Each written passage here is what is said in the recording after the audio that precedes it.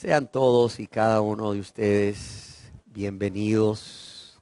Me da mucho gusto poder estar nuevamente con todos ustedes alabando y adorando a Dios y compartiendo su bendita palabra. A la vez que quiero agradecer a todos y cada uno de ustedes que aún en mi ausencia han estado aquí presente como una muestra de que realmente valoran la palabra de Dios que se ha predicado. Y para dar inicio a esta enseñanza del día de hoy, yo quisiera que juntos leamos en la Biblia, en la palabra de Dios, en el Evangelio según San Mateo, en el capítulo 16, en el verso 13 en adelante. Viniendo Jesús a la región de Cesarea de Filipo, preguntó a sus discípulos diciendo: ¿quién dicen los hombres que es el Hijo del Hombre? Ellos dijeron unos, Juan el Bautista, otros Elías y otros Jeremías o alguno de los profetas. Él les dijo: ¿y vosotros quién decís que soy? Respondiendo Simón Pedro dijo: tú eres el Cristo, el Hijo del Dios viviente. Respondiendo Simón Pedro dijo: tú eres el Cristo, el Hijo de Dios viviente.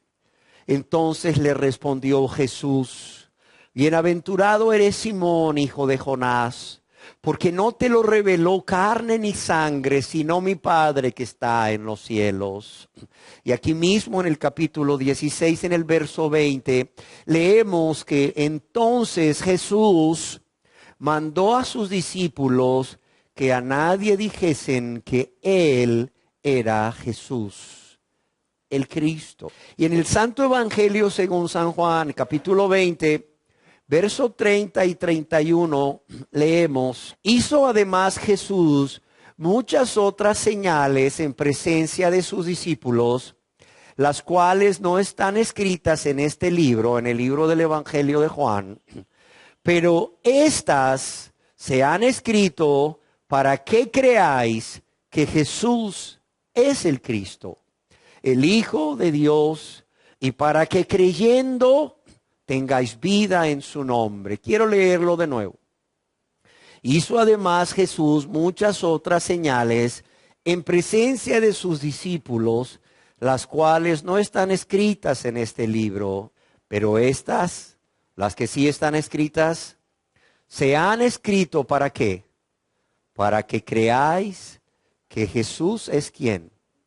Es el Cristo, el Hijo de Dios. ¿Y para qué? Para que creyendo tengáis vida en su nombre.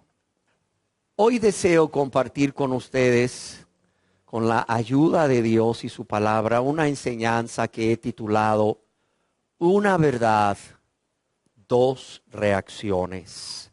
Una verdad, dos respuestas. ¿Y cuál es esta verdad a la cual voy a estarme refiriendo? ¿Cuál es esta verdad que Dios quiere enseñarnos hoy? Verdad que encontramos en la Biblia, la palabra de Dios, tanto en el Antiguo Testamento, pero en especial en el Nuevo Testamento. Esta verdad es que Jesús de Nazaret es el Cristo prometido por Dios para salvación de todas aquellas personas que en Él creen. ¿Y qué significa que Jesús es el Cristo? Yo quiero decirles que el término Cristo es la palabra en griego que se utiliza para traducir la palabra Mesías o la palabra ungido del hebreo o bien del arameo. Y es un adverbio en griego que a su vez proviene de un verbo que significa ungir. Y ungir significa consagrar o destinar o apartar a una persona para un oficio o una función especial. En la Biblia vemos cómo La palabra Cristo es un título, y es un título oficial que se da a nuestro Señor Jesús, pero que posteriormente vino a usarse ya sea como Cristo o como Jesucristo, como un nombre propio para Él.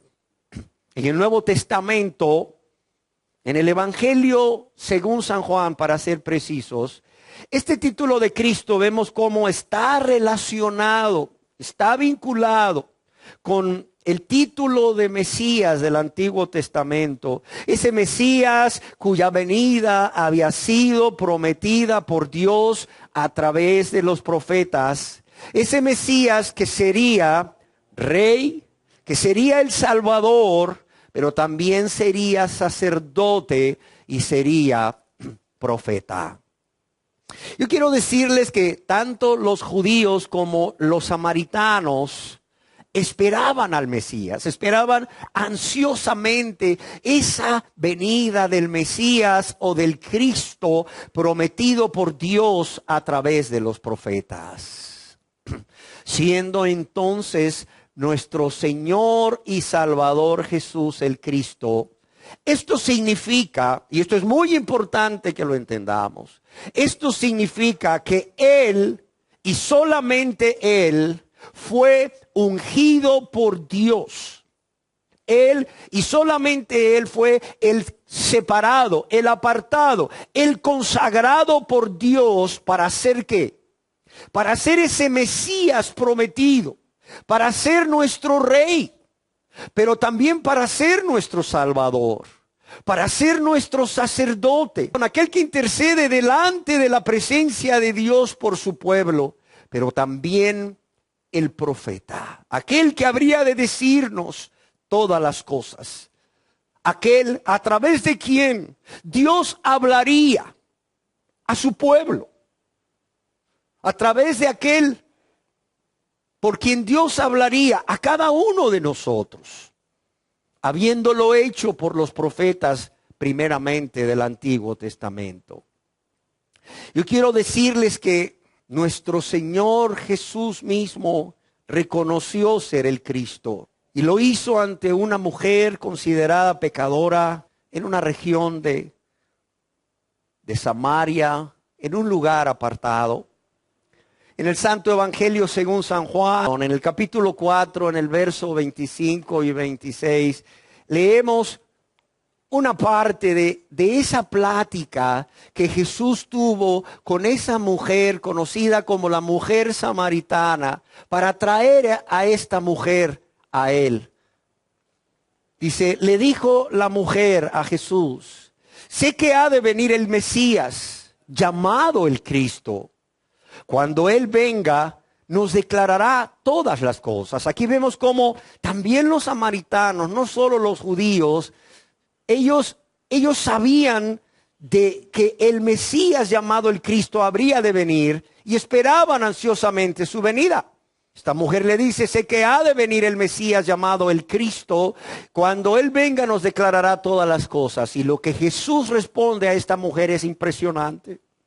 Lo que Jesús responde a esta mujer a solas, en un lugar aislado, lo que Jesús responde a esta mujer pecadora es impresionante. Jesús le dijo, yo soy el que habla contigo.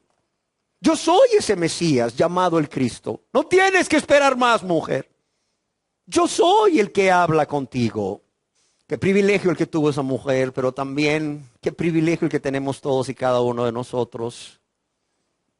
Recuerden que Jesús le dijo a sus discípulos, cuando Pedro le dijo, tú eres el Cristo, el Hijo del Dios viviente, ¿qué le dijo? Que no se lo dijeran a nadie, ¿sí o no?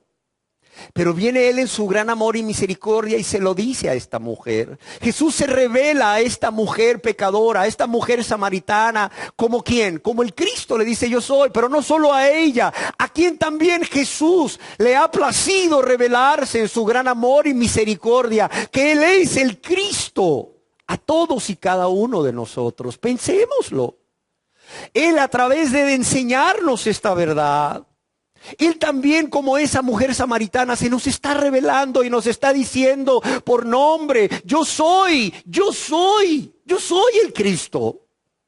Yo soy tu Cristo. Yo soy tu Mesías. Yo soy tu Salvador. Yo soy tu Rey. Yo soy tu sacerdote. ¡Qué maravilloso! ¿Cuántos de nosotros valoraremos esto? Realmente, ¿cuántos de nosotros agradeceremos a Dios de que Él, habiendo enviado a sus discípulos que callasen y no dijesen a nadie que Él era el Cristo y que Él es el Cristo, Él luego viene y nos dice a nosotros: yo soy el Cristo? Yo quiero decirles que los discípulos de Jesús estaban plenamente convencidos de que Él era el Cristo. Mucha gente se ha preguntado cómo es posible que estos hombres sencillos, estos hombres humildes, estos hombres que caminaron con Jesús durante su ministerio terrenal aquí en la tierra, estuviesen dispuestos no solo a vivir para Él, sino también a morir por Él. Como cada uno de ellos lo hizo, excepto Juan, y no porque no intentasen matarlo, sino porque sobrevivió hasta la vejez con un propósito, claro está. Y la razón es porque estos discípulos, a través de todo lo que Jesús hizo, no solo porque lo dijo, sino por todo lo que hizo, y más aún por su resurrección, ellos creyeron firmemente que Jesús era el Cristo. ¿Qué dice Andrés, el hermano de Pedro, al respecto? Leamos juntos en el Santo Evangelio según San Juan, capítulo 1, verso 40 al 41. Andrés, hermano de Simón Pedro, era uno de los dos que habían oído a Juan y habían seguido a Jesús. Andrés, halló primero a su hermano Simón y le dijo, ¿qué le dijo? ¿Hemos hallado a quién? Hemos hallado al Mesías, que traducido es el Cristo. O sea, ¿cuál fue el mensaje que llevó Andrés, hermano de Simón Pedro, a Pedro? El mensaje fue uno: hemos hallado al Mesías, que traducido es el Cristo. Yo quisiera que nos imaginásemos ese momento tan impactante en la vida de este hombre. ¿Cómo quisiera yo que esta verdad, el conocer esta verdad, impactara igual la vida de cada uno de nosotros aquí presentes? Imagínate un judío que está viviendo bajo la opresión del Imperio Romano, un judío que está viviendo una apostasía religiosa, un judío que está practicando una religión muerta en aquel entonces, el judaísmo. Un judío que espera con ansias al Mesías. De repente ve a Jesús y le es revelado por Dios que es el Mesías. Imagínate qué impactante. Qué impactante, o sea, ve a Jesús, le es revelado por Dios que es el Mesías. Y esta verdad impacta de tal manera la vida de este hombre que no puede callar, sino que sale corriendo, me imagino yo, a buscar a su hermano Simón Pedro. ¿Y qué es lo que le dice? Pedro, Simón, hemos encontrado al Mesías. Yo quisiera que nos imaginásemos este momento. Este hombre llega y le dice, Simón, yo no sé qué estaría haciendo Simón. Le dice, pero Simón, tratando de atraer su atención. Este hombre lleva una urgencia. Claro, y es que le ha sido revelada una verdad maravillosa: que Jesús es el Mesías, que Jesús es el Cristo. Ahora bien, después de eso, Pedro viene y a Pedro también le es revelado que Jesús es el Cristo. Recordemos lo que leíamos allá en el Santo Evangelio según San Mateo, capítulo 16, verso 16, ante la pregunta de nuestro Señor y Salvador Jesús a sus discípulos ¿y vosotros quién decís que soy? ¿Qué respondió Pedro, si se acuerdan? Pedro le respondió, ¿tú eres quién? Tú eres el Cristo. Tú eres el Cristo. Tú eres el Cristo. Y Jesús le dice, bienaventurado eres Simón, hijo de Jonás, ¿Por qué? Porque esto no te lo ha revelado ni carne ni sangre, sino ¿quién? Mi Padre que está en los cielos. Y convencido de ello, Pedro se levanta lleno del Espíritu Santo en el día de Pentecostés y después de pronunciar ese sermón, él les dice a aquellos judíos que estaban ahí reunidos, él afirma con toda seguridad a aquellos judíos que estaban ahí reunidos, con esa autoridad que le era conferida por el Espíritu Santo, que Jesús es el Cristo, que Dios le ha hecho Señor y Cristo. En el libro de los Hechos, capítulo 2, verso 36, ¿qué leemos? Las palabras de Pedro diciendo, sepa pues ciertísimamente, con toda seguridad, sépanlo con toda seguridad, sépanlo sin lugar a dudas, sepa pues ciertísimamente toda la casa de Israel, que a este Jesús, a quien vosotros crucificasteis, Dios le ha hecho Señor y Cristo. A este Jesús a quien vosotros crucificasteis, Dios le ha hecho Señor y Cristo. El apóstol Pablo dice acerca de Jesús también en el libro de los Hechos, en el capítulo 17, del verso 1 al 3, dice, pasando por Anfípolis y Apolonia, llegaron a Tesalónica, donde había una sinagoga de los judíos, y Pablo, como acostumbraba, fue a ellos por 3 días de reposo y discutió con ellos, declarando y exponiendo por medio de ¿qué? De las Escrituras, que era necesario que el Cristo padeciese y resucitase de los muertos, y que Jesús, a quien yo os anuncio, decía él, ¿es quién? Es el Cristo. Y que Jesús, a quien yo os anuncio, decía él, es el Cristo. Pero quiero decirles que los demás discípulos también estaban convencidos de que Jesús era el Cristo. Quiero recordarles cómo allá en Juan 6:69, el apóstol Pedro, hablando por todos ellos, por los 12 discípulos, dice a Jesús, y nosotros, dice, todos ellos, y nosotros hemos creído y conocido que tú eres el Cristo. Nosotros hemos creído, primeramente la fe, nosotros hemos creído.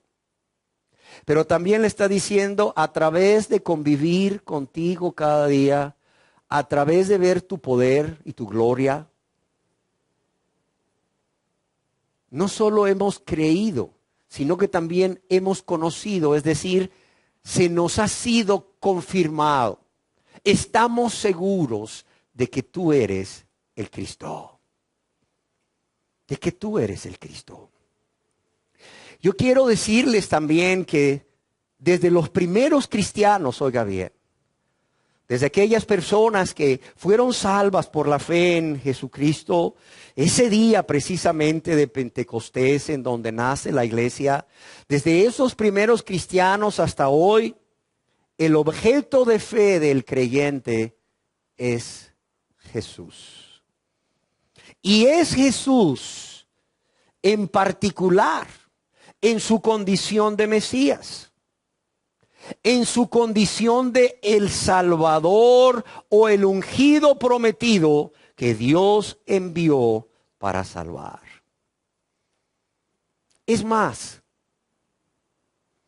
yo quiero decirles que cuando hacemos un estudio cuidadoso de lo que los primeros cristianos creían, vemos que la afirmación o el creer y afirmar que Jesús es el Cristo no solo era una evidencia de su nuevo nacimiento, no solo era una evidencia de que eran nuevas criaturas que habían nacido de nuevo, sino que llegó a ser parte de su declaración de fe. En su primera epístola, universal, por cierto, para todos los cristianos, el apóstol Juan, en el capítulo 5, en el verso 1, en la primera parte, dice lo siguiente. Primera de Juan, capítulo 5, verso 1, dice: todo aquel que cree que Jesús es el Cristo, ¿qué dice? Es nacido de Dios. Todo aquel que cree que Jesús es el Cristo es nacido de Dios. Pero también quiero decirles que el título de Cristo no solo se usa para Jesús como nuestro Rey, como nuestro Salvador, como nuestro sacerdote y profeta. El título de Cristo también se utiliza en la Biblia para señalar, óigalo bien, a aquella persona que por su Santo Espíritu, a través de su Santo Espíritu y de su poder, viene a morar en los creyentes.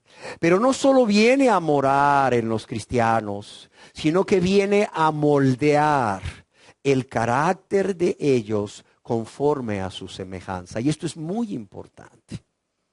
Porque mucha gente dice: no, sí, yo creo que Jesús es el Cristo, el Salvador, y yo lo acepté como mi Salvador. ¿Pero es tu Rey? Bueno, no, yo sigo haciendo mi voluntad. Entonces no es tu Cristo. O sea, no puede ser tu Salvador sin ser tu Rey. Además, Él, como Cristo, es el que viene a morar en la vida de los cristianos. Pero viene a morar en la vida de los cristianos, ¿para qué? Para moldear el carácter de ellos conforme al carácter de ¿quién? Conforme al carácter de Cristo. Tú ves una persona que dice creer en Jesús como el Cristo, como el Salvador, y ves a esa persona que afirma haber aceptado o recibido a Jesús como su Salvador, pero no ves que su carácter es conforme al carácter de Dios. No ves que su manera de pensar o de hablar o de actuar es conforme al carácter de Cristo. Entonces esa persona tristemente está viviendo un engaño.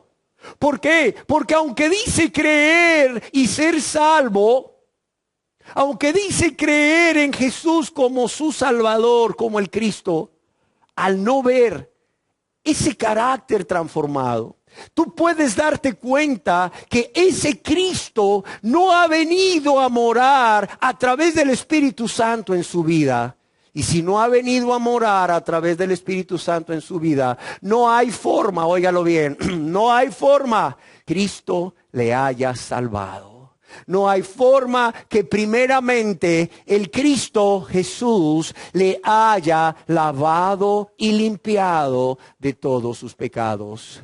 Porque este Jesús llamado el Cristo primero te lava y te limpia, perdonándote de todos tus pecados, y luego viene a morar en ti en la persona del Espíritu Santo. ¿Para qué?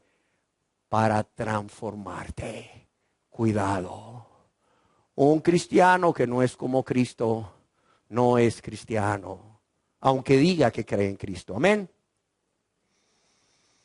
Expresando de que Jesús como el Cristo viene a morar por medio de su Espíritu Santo y su poder en los creyentes, la encontramos en la epístola del apóstol San Pablo a los romanos. La encontramos en la epístola del apóstol San Pablo a los gálatas.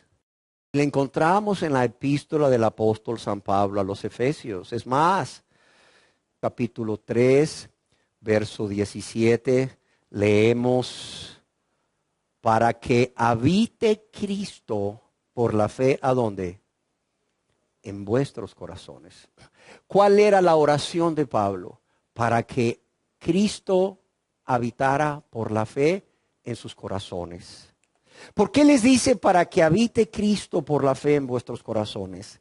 No solo por el hecho de que cuando la persona es perdonada, es salvada, Cristo viene a morar, sino para que continúe permaneciendo Cristo en vuestros corazones. Para que no hagáis nada que vaya a contristar a ese Cristo que mora en vuestros corazones. Estaba tan seguro el apóstol Pablo que era una realidad, que Cristo viene a morar en el corazón del cristiano, que Él está exhortando, estimulando, animando a sus hermanos en la fe. ¿Para qué? Para que no vayan a hacer nada. Nada que sea desagradable a Jesús. Nada que lo pueda lastimar o contristar o entristecer. Alguien escribió: el Señor Jesús toma su residencia personal en el creyente en el tiempo de la conversión. Así o de esta manera, el corazón del cristiano viene a ser el hogar de Cristo, el lugar donde a Él le gusta estar, como en el hogar de María, como en el hogar de Marta y Lázaro en Betania. Fíjese bien, el Señor Jesús toma su residencia personal en el cristiano, en el creyente. ¿En qué momento? En el momento mismo ¿de qué? De la conversión. Así o de esta manera el corazón del cristiano viene a ser el hogar de Cristo. Unas personas le preguntaron a Jesús: Señor, ¿dónde moras? Señor, ¿dónde moras? ¿Sabes dónde mora? ¿Sabes dónde habita? En el corazón de cada uno de los que ha sido lavado y limpiado por su sangre preciosa. Oiga, qué preciosa, ¿verdad? ¿Cómo sentirnos solos? ¿Cómo sentirnos desamparados, desprotegidos? Si Él no solo lo ha prometido estar con nosotros todos los días, sino que ha venido a morar en el creyente. Ha venido a morar y ha venido a ser, ¿verdad?, del corazón del creyente su hogar. El lugar donde a Él le gusta estar. Como en el hogar de María, de Marta y de Lázaro en Betania. Qué maravillosa verdad. Piénselo, qué maravillosa verdad. Yo quiero decirles que todo esto es Jesús. Todo esto es Jesús como el Cristo, el Mesías, para cada uno de nosotros aquí presentes. Para cada uno. Que usted lo haya recibido o no como el Mesías, como su Cristo, como su Salvador, es otra cosa. Pero aunque usted tristemente aún no le haya recibido, Él es el Mesías. Él es el Cristo. Él es el Salvador. Y quiere ser su Mesías, su Salvador personal, su Cristo. Ahora bien, aunque ya vimos que Cristo es un título oficial. Cristo es un título oficial para nuestro Señor y Salvador Jesús. Yo creo que es importante saber todo lo que tuvo que ocurrir o todo lo que tuvo que suceder en la vida de Jesús para que Él pudiese cumplir esa misión que Dios el Padre le encomendó de ser nuestro Cristo y nuestro Mesías. ¿Por qué quiero hablar acerca de esto? Porque es fácil decir que Jesús es el Cristo. Es fácil demostrar que Jesús es el Cristo. Pero, aunque fue un título, este título viene acompañado de hechos. Este título viene acompañado de cosas, sucesos que tuvieron que ocurrir o suceder en la vida de Jesús para que realmente ese título fuese una realidad en la vida de Cristo. Y Él pudiese ser entonces nuestro Cristo. ¿Y qué cosas ocurrieron en la vida de Jesús? Varias. La primera de ellas es que Jesús, el Rey de Gloria, tuvo que hacerse un ser humano. Sí, un ser humano como tú y como yo. Un ser humano como cada uno de los que hoy estamos aquí. En la epístola del apóstol San Pablo a los Filipenses, en el capítulo 2, en el verso 5 al 8 leemos: haya pues en vosotros este sentir que hubo también en Cristo Jesús. Este sentir que hubo ¿en quién? En Cristo Jesús, el cual, siendo en forma de Dios, no estimó el ser igual a Dios como cosa a que aferrarse, sino que se despojó a sí mismo, tomando forma de ¿qué? Forma de siervo, hecho semejante a los hombres. Y estando en la condición de hombre, se humilló a sí mismo, haciéndose obediente hasta la muerte y muerte de cruz. Aquí nosotros podemos ver cosas o sucesos que ocurrieron en la vida de Jesús, llamado el Cristo, para poder cumplir su función. ¿Qué se nos dice? Que siendo en forma de Dios, siendo uno con Dios, siendo de la misma naturaleza que Dios, siendo de la misma sustancia que Dios, Él no consideró el ser igual a Dios como algo que aferrarse, o como algo que abrazar, o como algo que valorar en gran manera durante el tiempo que Él dejó la gloria, dejó el cielo, dejó su trono y vino a esta tierra para hacerse un ser humano como cada uno de nosotros. Y al pensar esto,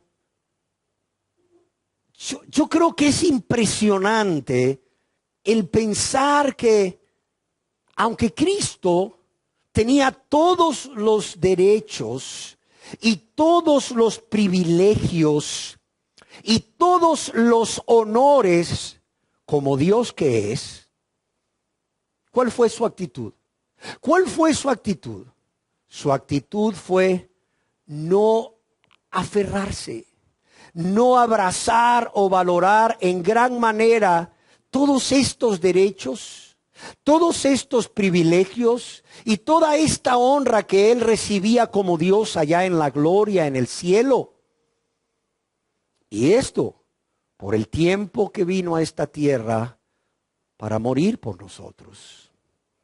Sino que al contrario vemos que se despojó a sí mismo, es decir, renunció voluntariamente a sus privilegios divinos y se nos dice que Él tomó forma de siervo, es decir, Él voluntariamente y conscientemente adoptó la posición de ser el servidor de todos. ¿Qué cosa? Hoy todo mundo dice, yo soy el siervo de Dios, pero es el que quiere mandar. Yo soy el siervo de Dios, pero quiere imponer su autoridad. Yo soy el siervo de Dios, pero no hace nada. Quiere que todo el mundo haga, pero ellos no. Cuando Jesús, el siervo de Dios, vino a esta tierra, ¿a qué? A servir, no a ser servido y a dar su vida en rescate por muchos. ¿Qué más tuvo que suceder? Según se nos dice aquí en Filipenses 2, 5 al 8, dice que se hizo semejante a los seres humanos. Imagínese usted. En el libro del profeta Isaías se nos narra una visión que tuvo el profeta Isaías. Dice, vi yo al Señor. ¿A dónde lo vio? ¿A dónde vio Isaías a Jesús? ¿Por qué? Porque a Dios nadie le ha visto. A quien vio Isaías fue a Jesús. Dice, vi yo al Señor. ¿A dónde? En su trono alto y sublime. Si alguien le hubiera dicho a Isaías, después de que Isaías escribió esto, oye Isaías, ese que tú viste en su trono alto y sublime, va a ser el siervo de todos. ¿Qué impacto, verdad? ¿Qué impacto? Porque realmente es impactante y debe impactar a todos y cada uno de nosotros que ese Rey de Gloria, ese que Isaías vio en su trono alto y sublime y su gloria llenaba todo lo que estaba alrededor, vino a este mundo a hacerse hombre, a tener esas necesidades básicas de todo ser humano, a compartir las necesidades básicas que todos tenemos. Él tuvo hambre, Él tuvo sed, Él se cansó, Él se angustió, Él amó, Él lloró. Claro, Sintió el dolor de la traición como nosotros. Y todo sin él estar obligado. Y no solo eso, dice que se hizo obediente hasta la muerte y muerte de cruz. Yo quiero que nos detengamos a pensar por un momento todo lo que Jesucristo hizo. Porque es que no es cualquier persona la que lo hizo. O sea, no estamos hablando de que un presidente o un primer ministro de una nación o un rey se humilló dejando su posición, dejando sus honores, dejando todo el respeto, ¿verdad? Que él recibe, la honra que recibe para convertirse en un humilde servidor de todos. No. Estamos hablando de que fue Jesús, aquel que siendo Dios, el Rey de gloria, aquel de quien se dice que es el Rey de reyes y Señor de señores, el soberano de toda la tierra, aquel ante quien toda rodilla se va a doblar, aquel que juzgará a todas las naciones, a ti y a mí. Él, dice la palabra de Dios, que renunció a sus privilegios divinos. Imagínense. Y se hizo un ser humano como tú y como yo. Y por si esto no fuera poco, dice que en su condición de ser humano no tomó la posición de líder, de autoridad, ¿verdad? O un líder autoritario, sino que se hizo el siervo de todos. Y aún como si esto no fuera suficiente entrega, se humilló hasta lo más bajo que puede humillarse un ser humano. ¿Como cuál? Como la muerte. Pero no solo la muerte en la cruz. ¿Por qué? Porque Él murió con la muerte que se aplicaba a los delincuentes, a los criminales. Es decir, matar a alguien en la cruz era la muerte que aplicaba los romanos a los criminales, a los homicidas, a los delincuentes. Y no solo eso, Él se humilló hasta convertirse en un maldito porque según la ley de Dios, escrito está: maldito el que muere en un madero. Él llegó a convertirse en un maldito según la ley. Una ley que nunca violó, por cierto, porque Él era justo. Y todo esto nos dice en su palabra para ocupar tu lugar y el mío en esa cruz. Y recibir así el castigo de parte de Dios que tú y yo merecíamos recibir por causa de todos nuestros pecados cometidos contra Dios y contra nuestro prójimo de manera consciente y de manera voluntaria. Pero también yo quiero decirles que además de que se hizo un ser humano como tú y como yo para ser nuestro Cristo, Él también siendo rico se hizo pobre. Y siendo rico se hizo pobre, nos dice Dios en su palabra a través del apóstol Pablo en 2 de Corintios capítulo 8 verso 9. ¿Para qué? Para que nosotros en su pobreza fuésemos enriquecidos.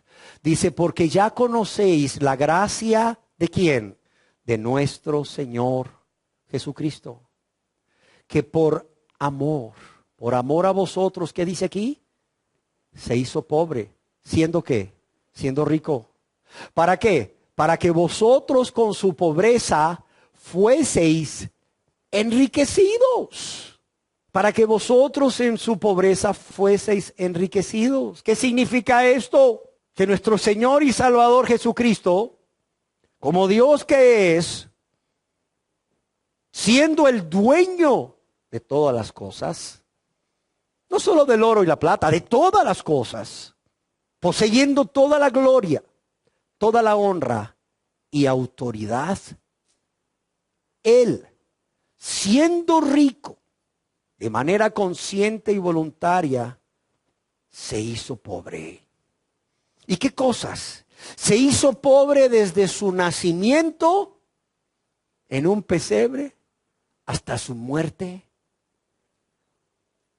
siendo enterrado en una sepultura prestada. Se hizo pobre a lo largo de toda su vida, decidiendo nacer en el hogar de una familia humilde y ejerciendo el oficio de la carpintería. Y lo repito, para que se nos quede grabado no solo en la mente, sino también en el corazón, para que esto nos atraiga a Él, nos enamore, quebrante cualquier corazón egoísta que solo está pensando en Él y en Él y en ella. Y todo esto lo hizo ¿para qué?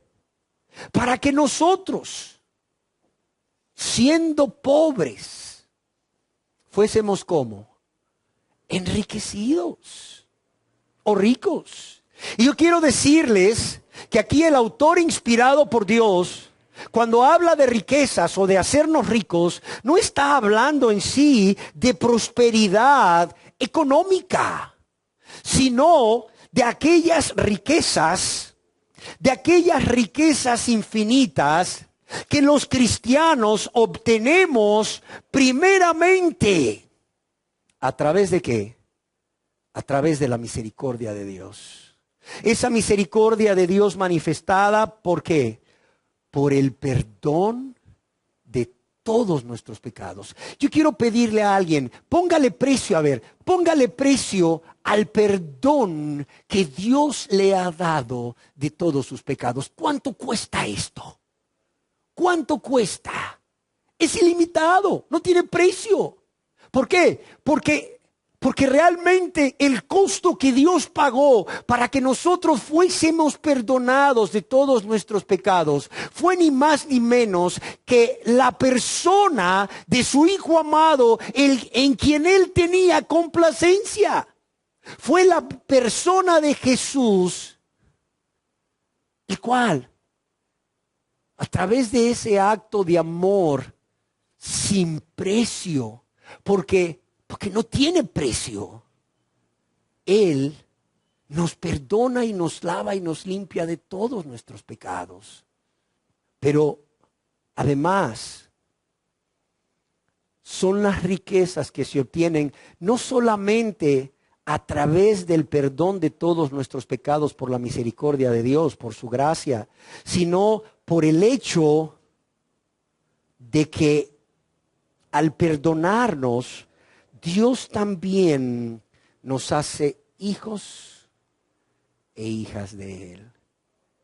Nuevamente, póngale precio a ser hijo o hija de Dios. No tiene precio.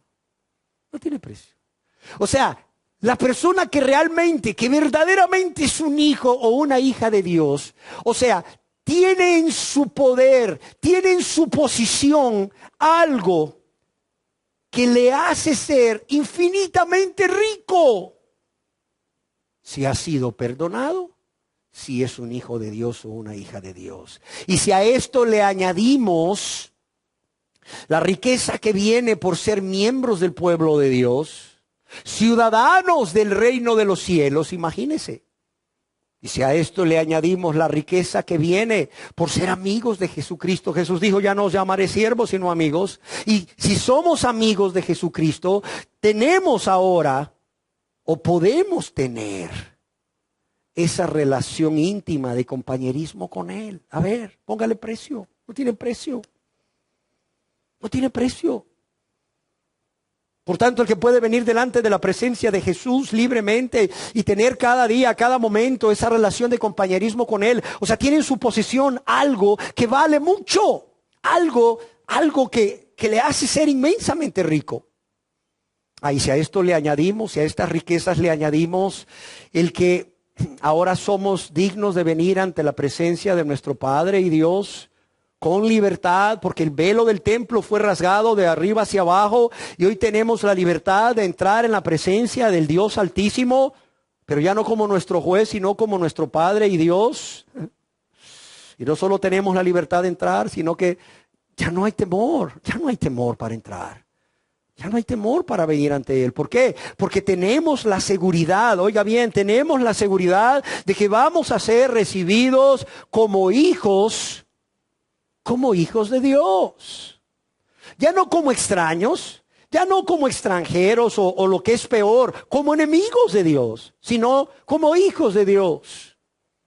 Si a esto le agregamos las riquezas que se obtienen de estar seguros que todas nuestras oraciones serán escuchadas por nuestro Dios y Padre y contestadas a su tiempo, porque sabemos que pedimos conforme a su voluntad. Realmente, amados y amadas, si sumamos todo esto, nos damos cuenta que los cristianos somos los seres más ricos de la tierra. Amén. somos los seres más ricos de esta tierra. ¿Por qué? Porque Jesús, siendo rico, se hizo pobre para que nosotros, siendo pobres, en su pobreza fuésemos, ¿qué? Enriquecidos. Y esto, amados y amadas, sin agregar las riquezas de su bondad cada día, ¿verdad? Sin agregar las riquezas de ese gozo infinito que obtenemos de Él y esa paz que solo Él puede darnos, esa paz que el mundo no puede dar, esa paz que el mundo no entiende. Gloria a Dios por sus riquezas. Y no solo gloria a Dios por sus riquezas, gracias a Jesús, porque siendo rico, se hizo pobre, para que nosotros fuésemos, ¿qué? Ricos o enriquecidos. Pero no todo llega hasta ahí. ¿Qué más tuvo que suceder en la vida de Jesús para realmente hacer que ese título del Cristo fuese una realidad en su vida y que Él pudiese ser nuestro Cristo? Él no tuvo solamente que hacerse hombre, como si eso no fuese suficiente. No tuvo solamente que hacerse pobre, sino que tuvo que morir. Morir en nuestro lugar, como todos sabemos. Pero yo quiero que a todos nos impacte aquí en el corazón. No solo se hizo hombre, se hizo pobre. Y además de eso, tuvo que morir en nuestro lugar para redimirnos de la maldición de la ley.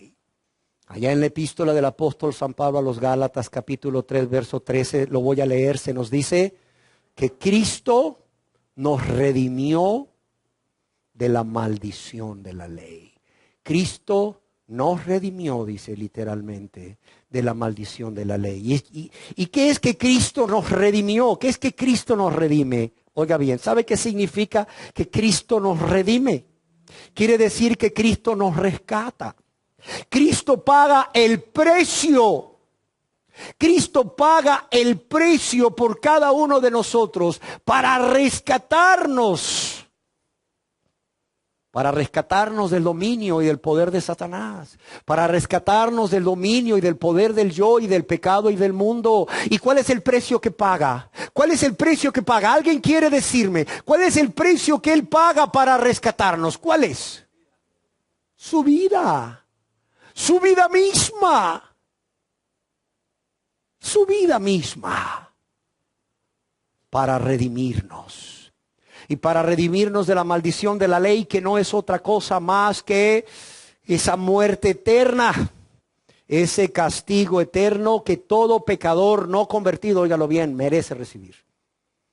Merece recibir de parte de un Dios bueno, de parte de un Dios justo, que no tendrá por inocente al culpable. Pero también, ¿qué más tuvo que hacer Jesús? ¿Qué más tuvo que suceder en su vida para que Él fuese nuestro Cristo? Él tuvo que morir en nuestro lugar, no solo para rescatarnos de la maldición de la ley, sino para que Dios mismo pudiese perdonarnos. En la epístola del apóstol San Pablo a los Efesios, en el capítulo 4, en el verso 32, podemos leer: antes, sed benignos unos con otros, misericordiosos, perdonándonos unos a otros. ¿Cómo qué? Como Dios también os perdonó a vosotros, ¿en quién? En Cristo. ¿Qué dice Dios a estos hermanos cristianos de la ciudad de Éfeso? Sean benignos unos con otros, sean misericordiosos, perdónense unos a otros. Dice, perdonándoos unos a otros. ¿Cómo? Como Dios también os perdonó a vosotros. ¿En quién? En Cristo. ¿Y qué quiere decir eso? Que en Cristo, en la persona y la obra de Cristo, Dios encontró una base suficiente para poder perdonar todos nuestros pecados. Y yo creo que este es el momento necesario para que todos los aquí presentes respondamos a la siguiente pregunta. ¿Por qué razón nuestro Señor y Salvador Jesús hizo todo esto por nosotros, como el Cristo? ¿Por qué creen ustedes? Por amor. Exacto, por amor. La única respuesta a esta pregunta es una sola: porque nos amó. La misma conciencia nuestra nos da testimonio de que no siendo merecedores de nada y que no estando Jesús obligado a hacer esto, Él hizo todo esto como nuestro Cristo, por amor. Pero además de que nuestra conciencia nos da testimonio, Dios nos lo dice a través de las Escrituras, para que ninguno de los aquí presentes llegue a dudar. Dice en la epístola del apóstol San Pablo a los Efesios, capítulo 5, verso 2, dice: y andad en amor, ¿cómo dice aquí? Como también Cristo, ¿qué? Nos amó. Yo quiero que todos lo leamos para que realmente penetre en nuestras mentes y en nuestros corazones. Dice: y andad en amor, ¿como quién? Como también Cristo, ¿qué? Nos amó. Y porque nos amó, ¿qué hizo? Se entregó a sí mismo, ¿por quién? Por nosotros. Ofrenda y sacrificio a Dios en olor fragante. Que nadie olvide eso. Que nadie olvide eso. Cuando lo que te detiene a convertirte a Dios venga a tu mente. Que Cristo te amó y porque te amó se entregó a ti. Que nadie olvide esto cuando sea tentado. Tentado para pecar contra Dios y contra su prójimo. Que por amor Cristo Jesús se entregó a Él o se entregó por Él o por ella. Cuando una persona que ha decidido vivir para Cristo esté en tribulación, esté en angustia, aflicción o prueba, que nunca olvide esto. Que fue por amor que Jesús dejó la gloria y se hizo hombre, que fue por amor que Jesús se hizo pobre para hacerle rico, que fue por amor que Jesús murió por él o por ella, ¿para qué? Para rescatarle de la muerte eterna, de la condenación eterna, y que fue por amor que Cristo murió en su lugar para recibir el castigo que él o ella debía recibir, para que pudiese de esa forma ser perdonado o perdonada por Dios. Yo quiero decirles que esto da un poder impresionante, un poder para vencer la tentación. Pero no solo para vencer la tentación, el pensar esto, el pensar que fue todo esto por amor, da un poder impresionante aún para resistir en la prueba, para salir victorioso de la aflicción, de la angustia, para encontrar fuerzas en la debilidad. ¿Es esto lo que deberíamos de nosotros, lo que deberíamos cada uno de nosotros que hemos decidido entregar nuestra vida a Él? ¿Es esto lo que deberíamos de pensar en cada uno de esos momentos, llámese tentación, llámese prueba, aflicción, angustia, tribulación o lo que sea? Y yo te aseguro de parte de Dios que serás más que vencedor. ¿Por qué? Porque cuando pensamos en su amor nos lleva a permanecer. Su amor nos lleva a decir no a la tentación. ¿Por qué? Porque su amor nos constriñe, su amor nos impulsa, su amor nos mueve a venir a Él para obtener el poder necesario para ser más que vencedores y para ser fieles. Amén. Yo quiero decirles que es mi deseo. Y créanme que lo deseo desde lo más profundo de mi corazón. Que todos ustedes aquí presentes no solo crean esta verdad acerca de Jesucristo, sino que esta verdad les mueva a venir a Él. A venir a Él reconociendo su condición de pecadores y sus pecados, pero además reconociendo que han pecado contra Él, contra Jesús, contra Dios y contra su prójimo. Y con dolor, con un profundo dolor por haberle ofendido tanto y con vergüenza, ustedes puedan entregar sus vidas a Él si no lo han hecho. ¿Para qué? Para que Él les lave y les limpie de todos sus pecados. Y pueda ser de esta manera no solo su Salvador, sino también para que sea el Señor de sus vidas, viviendo vidas agradables a Él, en completa obediencia y servicio por amor y gratitud a Él. ¿Por qué razón? ¿Saben por qué?